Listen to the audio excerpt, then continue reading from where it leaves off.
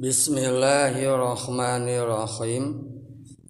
Wahzar jeung kudu sieun anjeun riaan kana ria muhbiton anu ngaruksak ieu ria lil ibadati kana amaliyah ibadah urang. Wangzur jeung kudu ningali anjeun dina sawaktu anjeun migawe amaliyah ibadah ila nazari alimi kana paningali na Allah anu maha uningan. Nah, sabada kamari Kiai Musonib ngingetan ka urang jeung ngelingan ka urang kana kudu ikhlas dina migawe saban-saban amaliyah ibadah ka Allah Subhanahu wa taala. Maka dina ieu bet Kiai Musonib nabaha ngingetan oge ka urang kana kudu ngajauhan tina ria, tegasna mah tina perkara anu milawanan kana ikhlas. Naha karena ari anu dinamian ria tegesna perkara anu milawanan kana ikhlas eta teh aqdamo makhlukati pangbadag-badagna perkara anu matak ngaruksak jeung pangbadag-badagna perkara anu matak nyilakakeun. Makana nu ngaran ieu perkara tegasna ria wajib pikeun ku urang dijauhan jeung wajib pikeun ku urang ditinggalkeun. Sehingga nyarios anu nami ieu Kiai Musonib ijtanib kudu ngajauhan anjeun riaa kana ria dina sawaktu anjeun migawe amaliyah ibadah ka Allah taala anu mana ari ria eta teh mubtilun perkara anu matak ngabatalkeun sawabaha kana ganjaranana itu ibadah. Jadi ieu nu engke bakal dingaranan cape gawe teu kafake. Ngarasa urang geus loba amal hakikatna kapang, hakikatna kosong. Jadi ngan aku-akuan urang mungkul. Nah, supaya henteu kitu wangzur ila nazarillah al-alimi. Sok kudu ningali anjeun ka Allah Subhanahu wa taala dina sawaktu keur migawe amaliyah ibadah urang, keur sawaktu urang migawe kana pagawean urang. Nu mana maksud dina yen urang kudu ningali Allah taala dina sawaktu urang migawe amaliyah ibadah eta teh istahdoro, urang kudu ngahadirkeun jeung kudu nyampurkeun kana yen ieu amaliyah ibadah urang teh ditingali ku Allah Subhanahu wa taala bi asrarika sertana rahasia-rahasia anu aya dina hate anjeun. Dina nalika urang migawe salat cing ingat Allah eta keur ningali urang jeung Allah eta hafaleun uningaeun kana pamaksudan anu ku urang dikarategeun dina hate urang dina sawaktu urang migawe ieu ibadah. Jadi ti mimiti urang ngalengkah hadirkeun heula Allah yen anjeunna uninga kana lengkah urang, ningali kana lengkah urang jeung apaleun kana pamaksudan urang ngalengkah. Sehingga andai kata bengkok ieu pamaksudan urang ku urang dilempengkeun.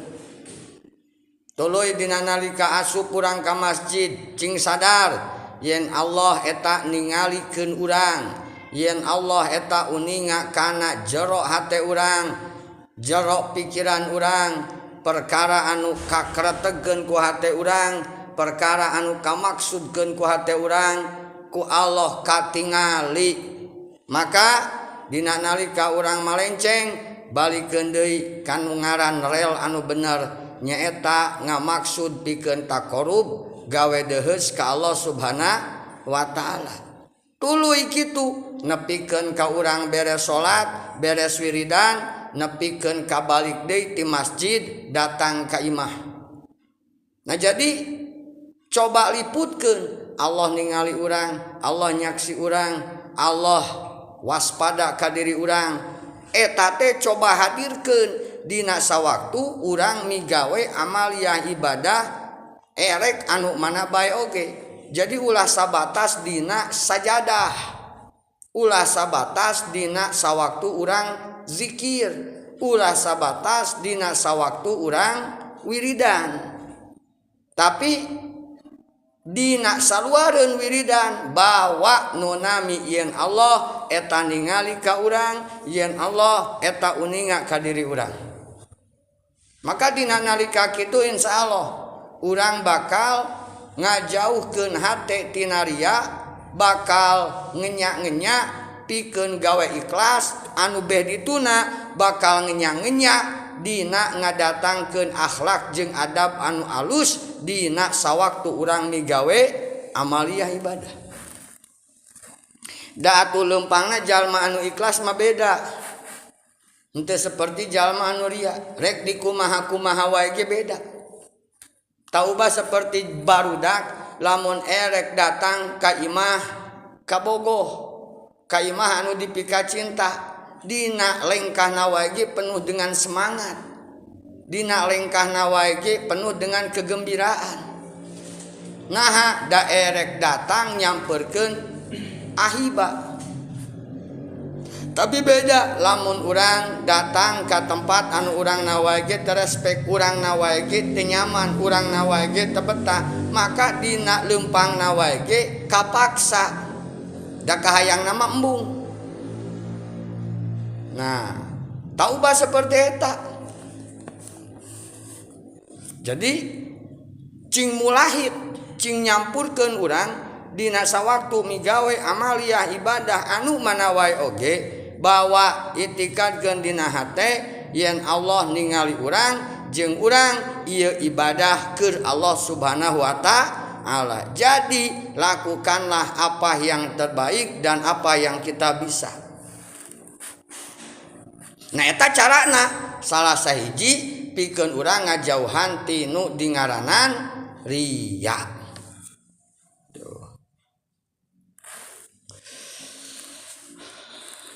Makana di dia dibahasakeun lamun mah anjeun ngajauhan ariya kana nami riya tuluy anjeun eta nyampurkeun ngalirik kana aya na faningali Allah ka anjeun takamala maka bakal sampurna anjeun dina sawaktu migawe amaliyah ibadah.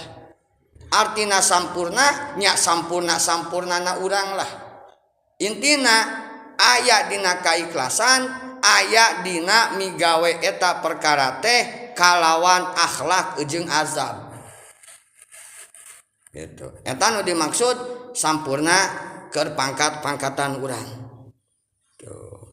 Tegasna mah di dieu dibahasakeun lamun tuluy ngaistiqomahkeun kitu tasiru maka bakal jadi anjeun minal kamilin ti mukmin anu sampurna al arifin tur ti rengrengan jalma ahli ma'rifat.